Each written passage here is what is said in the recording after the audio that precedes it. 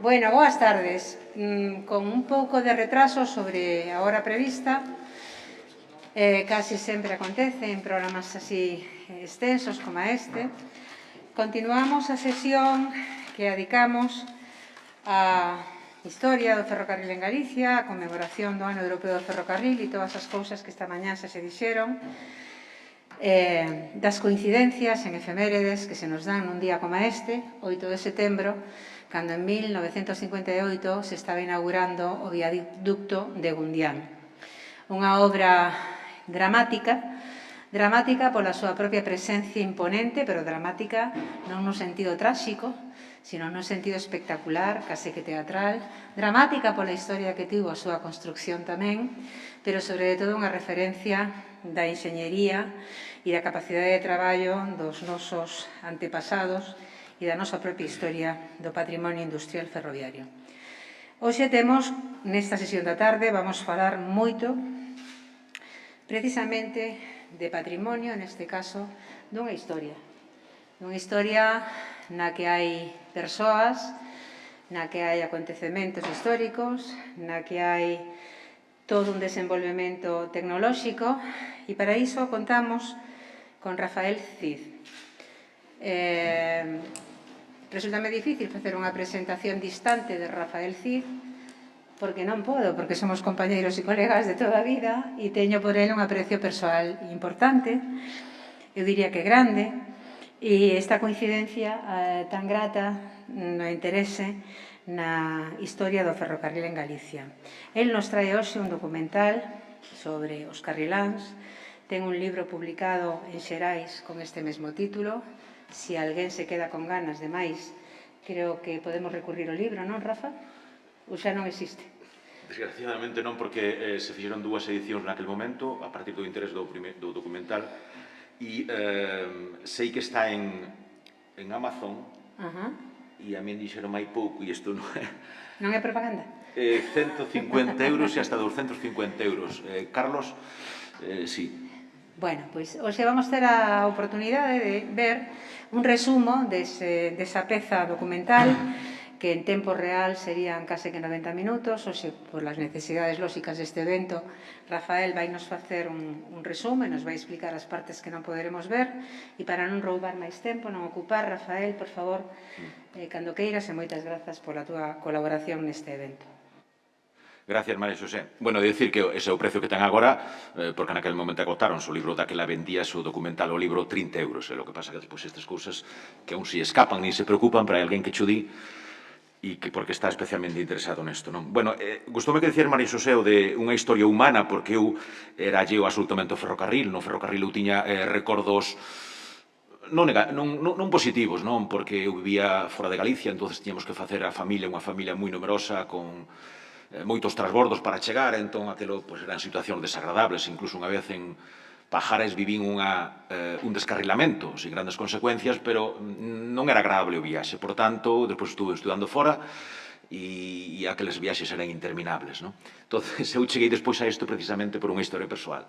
E a capital da epopea de toda esta construción citona pola mañá Neves, non? Que é Toro o pechado, non traducido en touro como en algún sitio din, non? É Toro de Laza, non? Ali naquele outeiro que queda, pois resulta que ali eu encontrei a miña muller, e dali entonces eu descubrín todo aquel mundo, que ainda que eu son do Val, pero aquela era montaña, e todas aquelas historias que eu vi nas montañas, pois empecé a ver, e isto xa adianto mo que era o que quería falar cando se falaba do patrimonio, non quero estenderme moito, pero pareceme moi interesante tanto patrimonio material que hai descoñecidísimo, algún abandonado ou tal, e que eu cheguei ou fun un exemplo, non? De cando chego ali e intereso-me por historias humanas e vexo rodeado deso un patrimonio material tremendo, con unhas historias grandísimas. Por tanto, relativamente fácil, non hai que inventarse estos yanquis, farían unha película de cada unha destas cousas, non? O sea, a historia está aí, solamente falta transformalo o que se diría nun relato e por todo o que se lle chama en valor, non? En valor.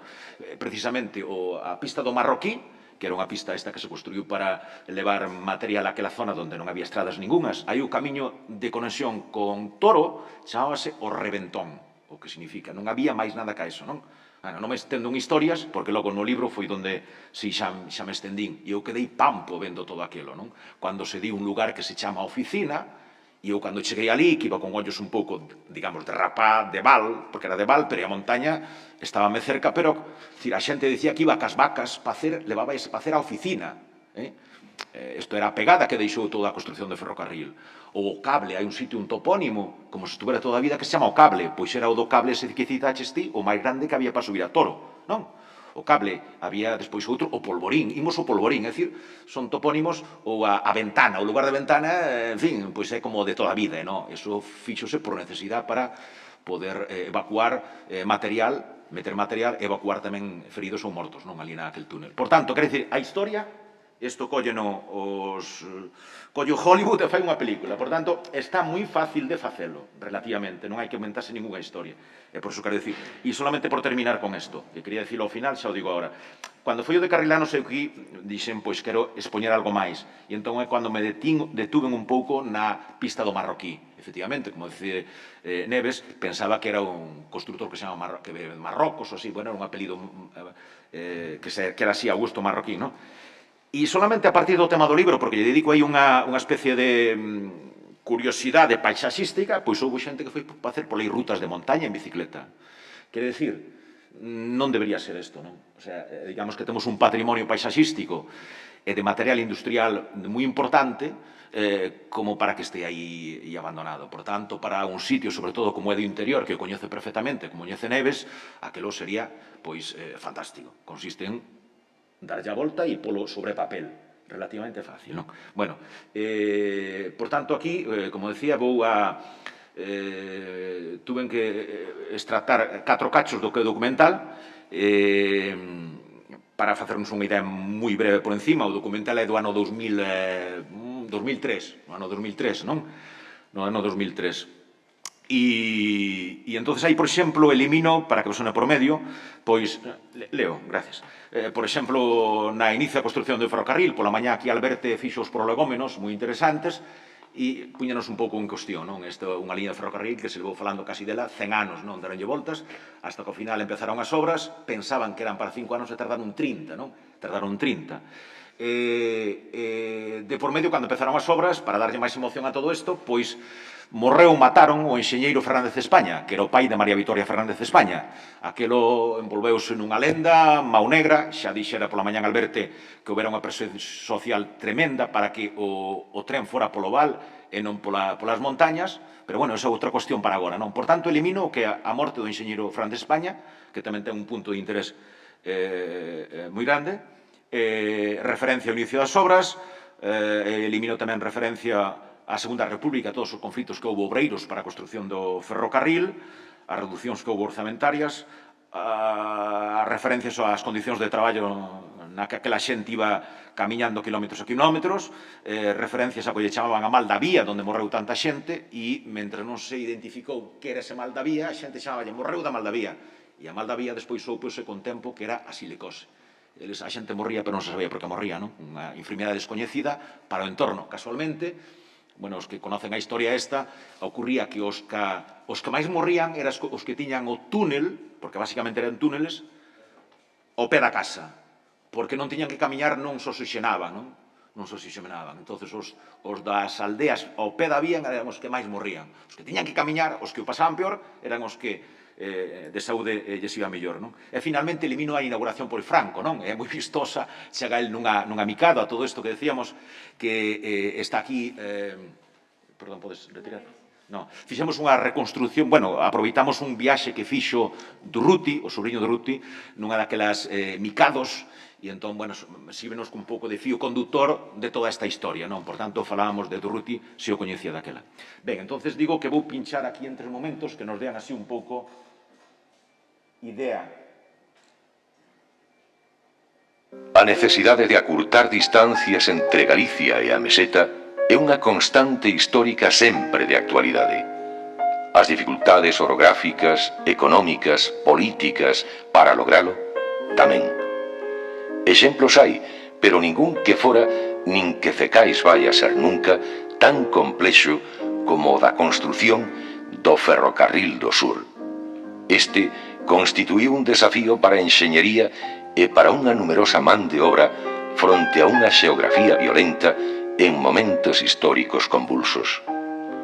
Por eses raíles transcorre parte da nosa historia que este documental quere resaltar. E tamén un recoñecemento ás persoas que a viviron directamente, as que morreron na vía ou ao pé dela. Os vivos e os mortos.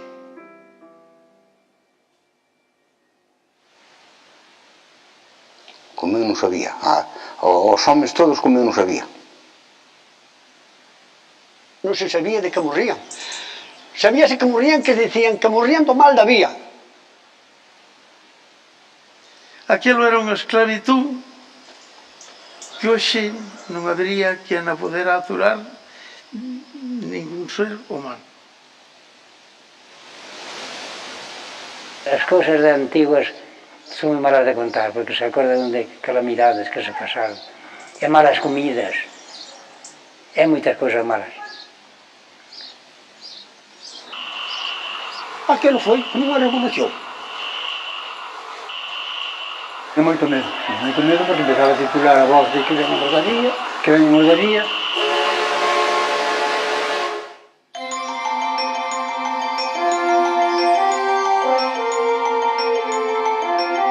Ten que salvar difíciles etapas de montaña cun tercio do seu percorrido baixo terra.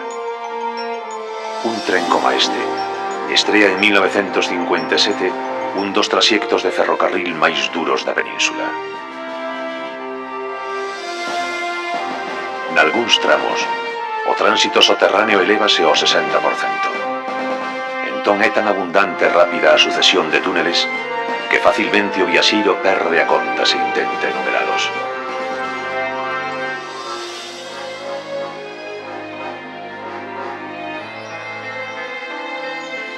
É o traxecto Puebla de Sanabria a Ourense.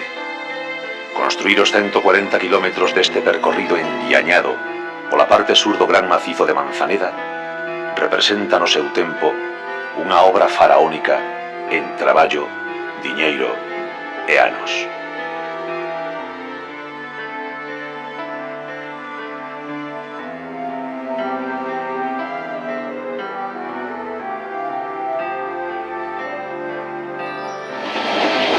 Conduce a máquina que recrea esta viaxe Buenaventura Durruti Santos, sobrinho do histórico dirixente anarquista morto na Guerra Civil. O tío Durruti tamén fora ferroviario antes de que decidira empeñar a súa vida en pos dunha revolución libertaria.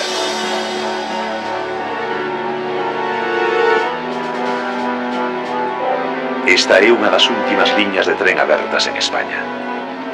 A súa construción, cun prazo de remate previsto de 5 anos, acaba pasando por dúas dictaduras, unha república e unha guerra civil.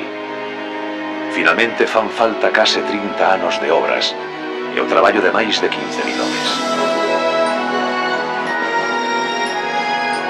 Varias xeracións de obreiros, os chamados carrilanos, protagonizan sen sabelo a máis trascendental obra de enxeñería que ata entón vira Galicia.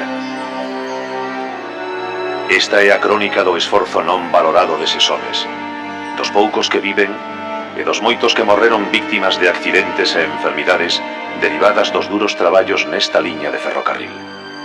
Persoas con nomes que non contan para a historia oficial, escrita só con inauguracións.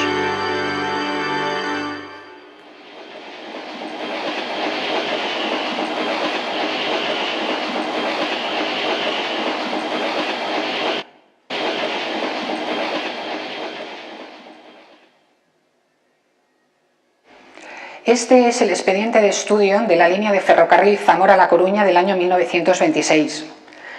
Estos y otros cientos de planos se fueron realizando durante los 30 años que duró la construcción de la línea ferroviaria. Evidentemente, la realización de la línea pasó por múltiples avatares. Este ferrocarril de Zamora-La Coruña, que es el que pasa por Orense, se incluía en todos los planes ferroviarios españoles, pero la realización al final quedaba postergada.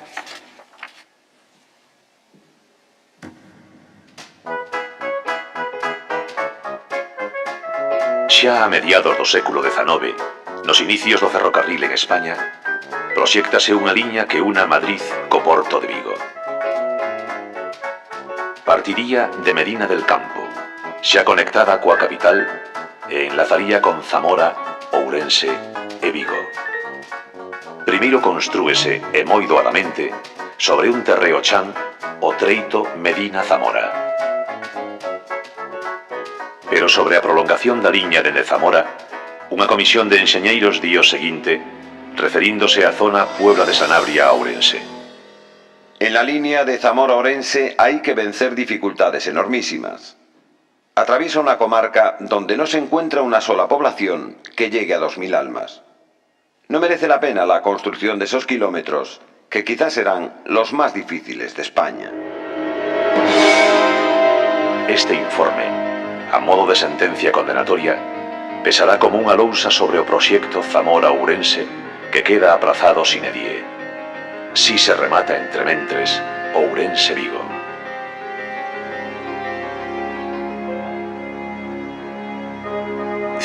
Anos máis tarde, verán de 1927. Aquí vemos a Primo de Rivera no balneario de Mondariz tomando as augas.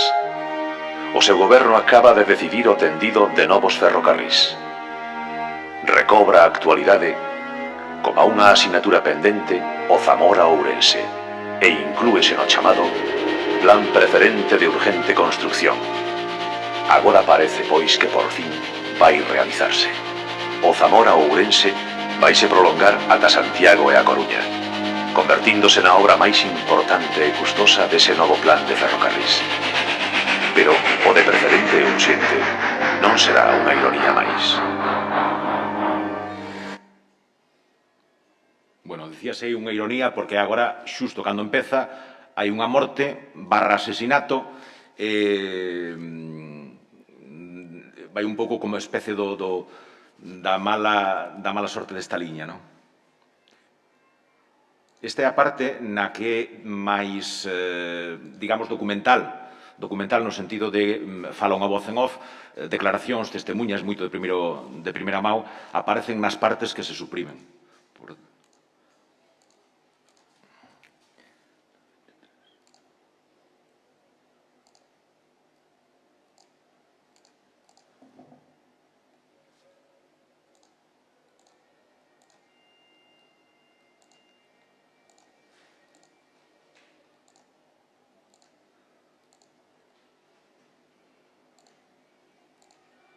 Bueno, aquí hai unha cousa curiosa. En realidad, agora estáme contando, saltoume a numeración de cómputo e non estou sobre certo onde teña que ir, pero vou por aquí unha declaración dunha parexa de Lubián para que vexades un pouco, era un pouco a mostra da dureza que había no traballo do ferrocarril daquela época, non?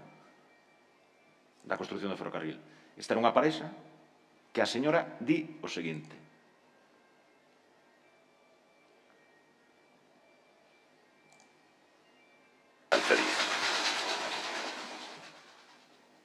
éramos novios y entonces él andaba.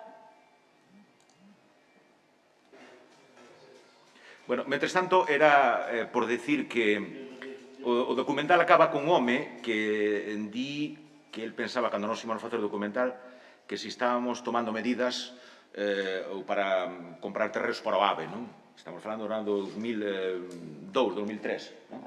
E por moito que eu dicía que non, el seguía insistindo en que tiña ali aquela casa xa os alugara aos que estuveran facendo as autovías. Entón, vi aí como que podía facer de novo negocio. Pero un deles dice, claro, está pensando no AVE, non? No ano 2002. E o AVE vai pasar por aquí, non? Ese debate que actualmente pasa por ali, con pequenos cambios.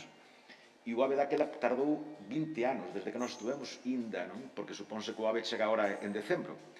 E cando chega en decembro, pasarán 30 anos desde que se inaugurara, casi 30 anos desde que se inaugurou Sevilla e Madrid, non? É dicir, que nós tenemos o AVE 30 anos despois.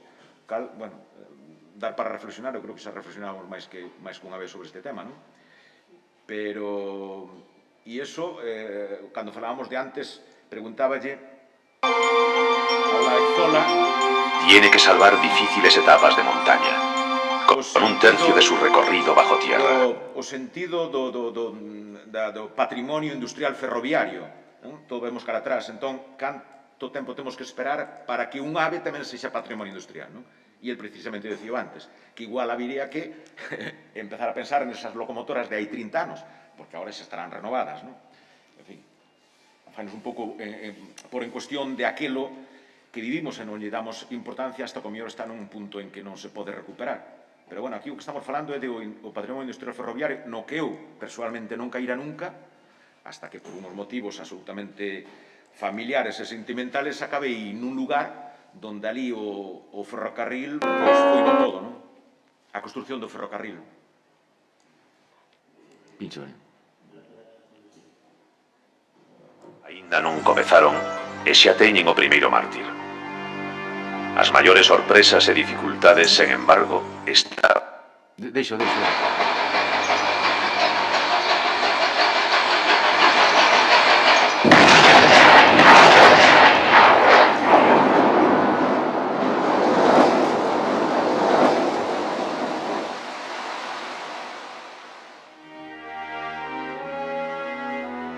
Os reis Alfonso XIII e Victoria Eugenia viaxan en 1927 ata a Coruña. Veñen para inaugurar as obras que por fin comezan e fano a bo ritmo, empregando a uns 15.000 obreiros. Teñen un orzamento de 350 millóns de pesetas da época para o traxecto completo Zamora a Coruña. A metade dese diñeiro absorberá o noso treito Puebla de Sanabria, Ourense. Nel estamos. Ímonos adentrar no túnel de ferrocarril máis longo da península, o do Padornelo, 6 kilómetros de escuridade. É o número 19 da liña, pero aínda hoxe tamén se coñece como o 12, o seu antigo número de obra. Túnel 12, túnel 12, túnel de la boca negra, la perdición de los hombres de la juventud gallega. Este túnel tardó 25 años en terminarse. Se empezó en el año 1928 y se terminó en el 1954. Aquí trabajó mi abuelo, mi padre y yo. Y era tan largo que cuando íbamos a la boca de allá eran 6 kilómetros más que teníamos que andar. Y después desandarlos a la vuelta. Túnel 12, túnel 12, túnel de mucha largura, que a más de 4.000 hombres tú le has dado sepultura. É tan longo que deciden abrir un pozo de 240 metros de fondura dende o exterior da montaña. Ese pozo permite atacar simultaneamente o túnel por varias frontes.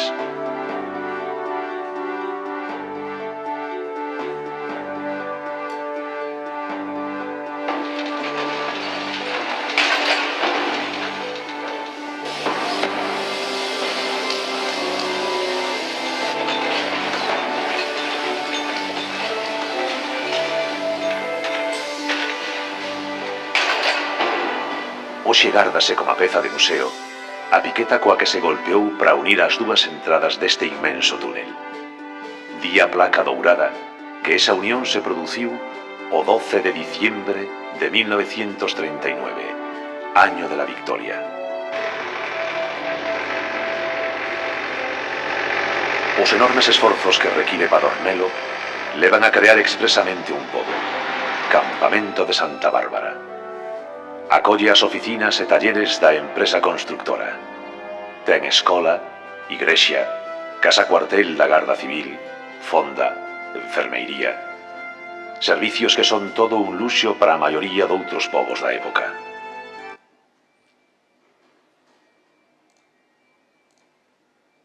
Todo isto é a conflictividade que houve durante a Segunda República, as condicións de traballo.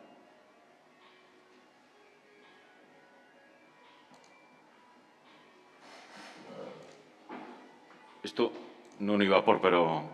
Frotarse esas partes con queroseno, que eran o que tiñan para os candiles. E cando se empezaron a frotar, pois baixaban a rolos polo medio das pedras para baixo e a metelo cunha agua, porque ardían, vamos.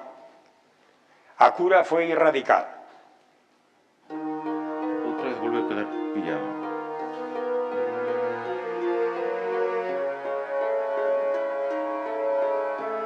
A pouco máis non chegou a casa. Joder, tragaban polvo a mansalva, chupaban polvo como le daba a gana.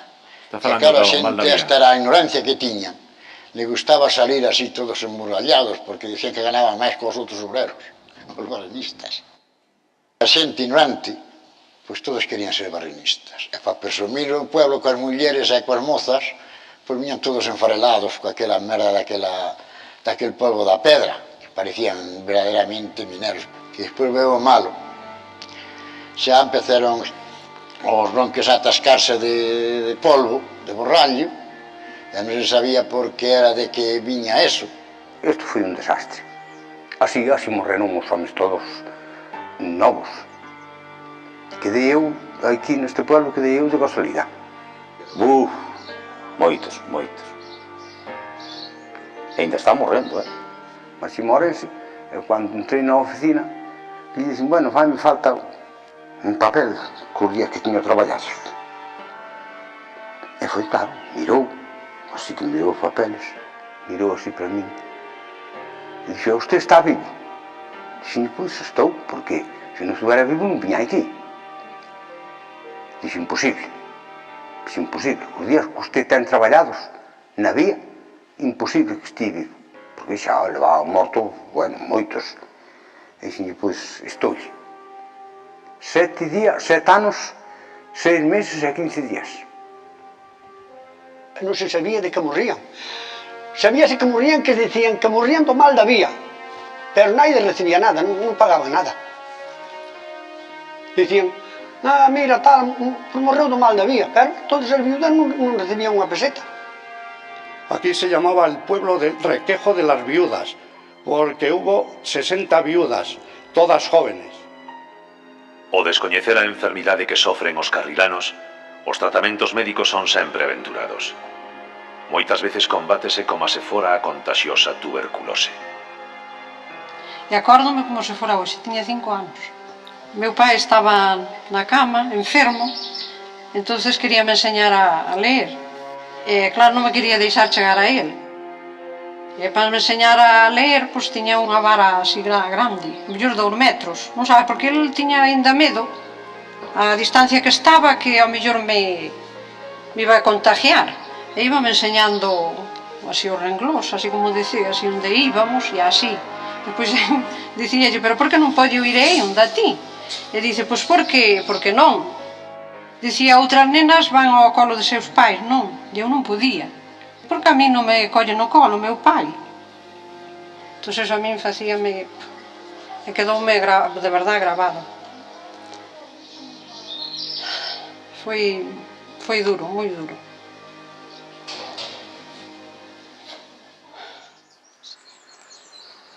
Diminúe a posibilidade de... Os 2 meses... Patriótico de todo el... Era Franco e a muller en persona... Franco para inaugurar a escutar o discurso do ferrocarril. As cousas antiguas son malas de contar, porque se acordan... O traballo, porque lle tiñan medo ao roubo. Agora sí, estamos na parte última. Isto é Lubián. A estación de Lubián. Bueno, eso era un almacén de cal. A memoria é o único que queda agora de 30 anos de traballos e fatigas, de máis de 15.000 homes que levantaron estacións, tenderon vías e abriron túneles. 15.000 homes dos povos próximos á liña ferroviaria e non tan próximos.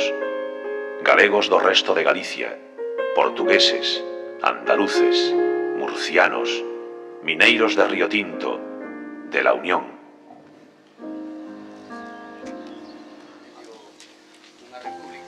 A memoria reactívana nun dos povos do ferrocarril, en Campo de Cerros, moitos anos despois daquela época de intensa actividade, que supuxe unha pasaxeira revolución social e económica para amplas zonas desoladas de montaña, con labregos convertidos en asalariados, mulleres dando camas e comidas, casas arrendadas a familias enteiras.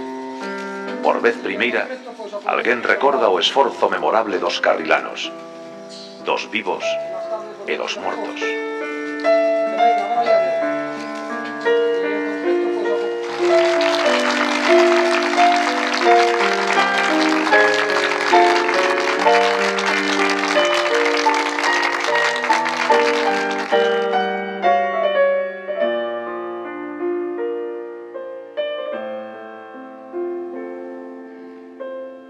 E o futuro?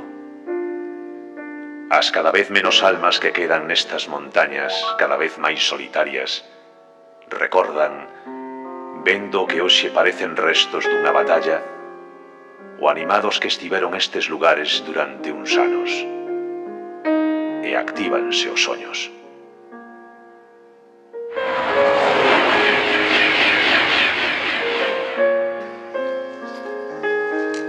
Eu ave vai pasar por aquí.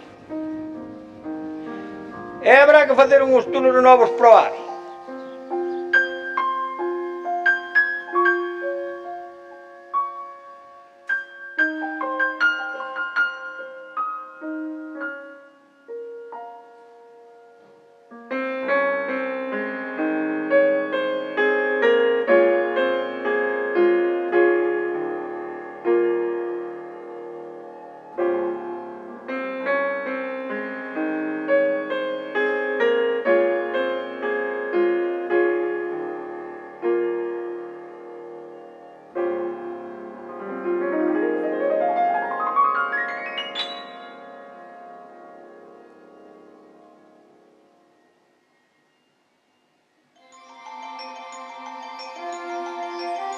Bueno, isto é a cachos, o documental, pero como dicía antes María Xosé, todo parte dunha historia que tocou a min e por unhas circunstancias furgar nela, non? Porque realmente non estaba escrito isto en ningures, isto foi ir xuntando pezas, aí, pois, no Museo de Ferrocarril antes de que ti estiveras, na Fundación de Ferrocarrils, con Carlos, con moita outra xente que no mundo do ferrocarril aficionados, como Paco Boluda, que estuvo aquí a mañá, foi unha das persoas tamén que máis asesorou. E eu dixeno de sempre, a min as asociacións de ferrocarril parecíame pois xente que tiña un hobby, non? Que estaba aí pois para disfrute, non? Pero realmente co tempo eu agradecinllo e é para, el dixo pola mañá, non? Que aquelas persoas que coa súa afición de forma desinteresada pois dan a coñecer a sociedade en xeral, que está de costas a esa realidade, neste patrimonio industrial, pois eles son os que, en plan formigas, ou porque teñen esa actividade paralela, pois o dan a conocer a todo o mundo, e a partir de aí que se poidan a facer cousas, non? Entón, eu, nese sentido, o que para min primeiro era escéptico, e vía con moita distancia, pois recoñezo, digamos, o mérito que ten. E máis nada, por aquí a mañán falamos dos que somos, tres que somos de Berín, Laza, Neves, Alberte máis eu, que coñecemos perfectamente aquelo, na zona que máis difícil de construir foi a obra de enxeñería máis difícil no seu momento, en Galicia nunca houbera tanto, agora repítese pola mesma zona esta liña, este treito do AVE, é tamén o máis difícil de construir, ten detrás, digamos, non hai que inventar ninguna historia, a historia está aí e ten lugares recoñecibles e outros, como citou pola maña, por eso. Eu, por exemplo, coñezo o cable de Toro da parte de arriba, pero nunca fun a parte de abaixo, entre outras cosas porque está moi dificultoso, non? E porque, e Valía tiña outras cosas que facer, pero é un patrimonio que está por mostrar, e iso dará coñecimento, dará riqueza e tantas cousas que moitas veces se fala delas. Nada máis. Poderíamos aproveitar 5 minutos, aplaudir.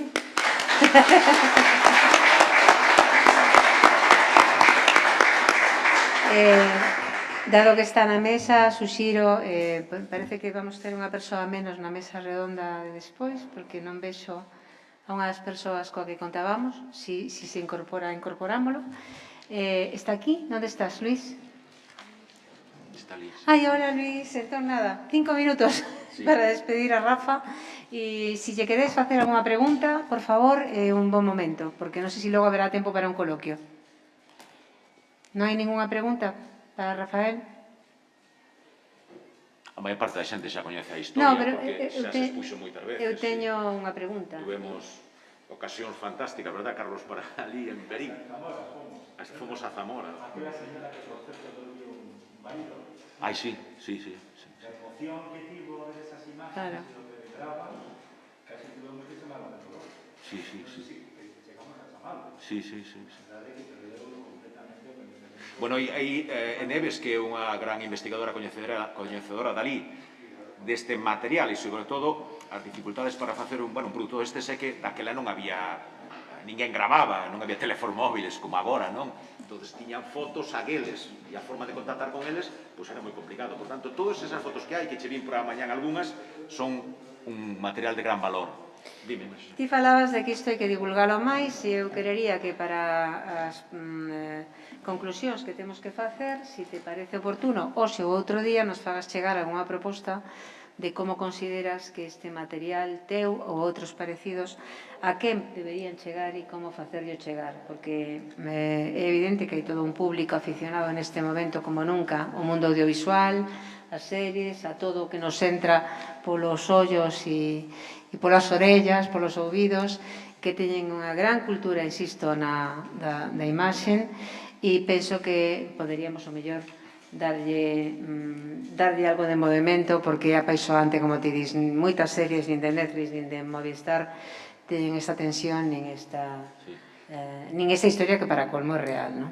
Eu acórdome dunha cuestión a partir cando fui documental, a Diputación de Ourense a través do INORDE presentaron un proxecto europeo que se chama Proxecto Estaciones e iso consistiu, tuveron un financiamento e hai unhas serie de estacións, creo que son 5, donde nelas está explicada de distintas formas e de forma moi vistosa, sobre todo Ana de Baños de Molgas, con moitas das fotografías que aquí aparecen, que eu ya te din sin ningún problema, a historia esta dos carrilanos e do ferrocarril. Que ocurre cas estacións esas? Pois que as estacións están, digamos, podes velas desde fora o que hai, pero a maior parte do tempo están pechadas. Por tanto, hai xa unha parte de conocimento, pero que está moi reducido. Naquele momento é un proxecto importante, pero está como para poder abrilo moito máis, non? Sobre todo cando a xente demanda coñecer territorio, coñecer historias, poder moverse por sitios que non son tan coñecidos, non?